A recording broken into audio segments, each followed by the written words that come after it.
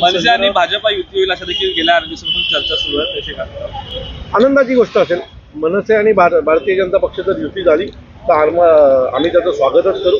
कारण मागच्या निवडणुकीतच आमची युती होईल असं बऱ्यापैकी चिन्ह वाटत होते, परंतु काही कारणास्तव ते झाले नाहीत आणि आम्ही एकटा लढलो, आमच्या ताकदीवर लढलो. भविष्यात देखील जर त्यांनी जर आम्ही एकत्र आलो तर त्याचा फायदा भारतीय जनता पक्षाला देखील होणार आहे. कारण विधानसभेत जर तुम्ही पाहाल तर अनेक ठिकाणी महाराष्ट्र नवनिर्माण सेना एकट्या लढल्याचा फायदा हा शिवसेनेला पण झाला आणि बीजेपीला पण झालेला आहे.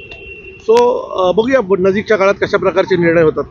अजित शेलार असतील, मोहित कंबोज असतील आणि राज ठाकरे महापालिकेच्या निवडणुकीत मला असं वाटतं की राजसाहेबांना भेटायला सर्वच नेते जातात. अनेक जण त्यांचे मित्र आहेत आणि महाराष्ट्रातलं एक मोठं नाव आहे राजसाहेब ठाकरे.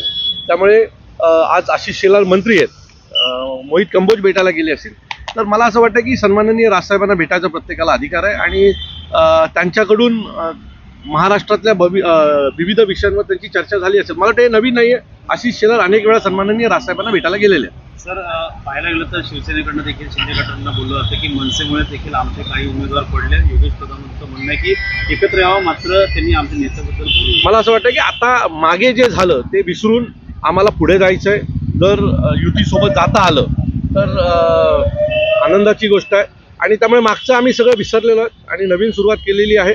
भारतीय जनता पक्ष युतीमध्ये महाराष्ट्र नवनिर्माण सेना जर आली तर त्यांची देखील ताकद वाढणार आहे आणि आमची देखील ताकद वाढणार. मागील काळामध्ये ज्या त्या युती जी आहे ती एकनाथ शिंदेमुळे तुटली होती, त्याविषयी काय वाटतं? खरंच काय नेमकं कारण असं होतं? मला वाटतं याच्या बाबतीत या कुठल्याही बैठकीत आम्ही कोणी उपस्थित नव्हतो. त्यामुळे सन्माननीय राजसाहेब ज्या वेळेला या बाबतीत मेळावा घेतील आणि त्यावेळेला बोलतील त्यावेळेला ती भूमिका स्पष्ट असेल.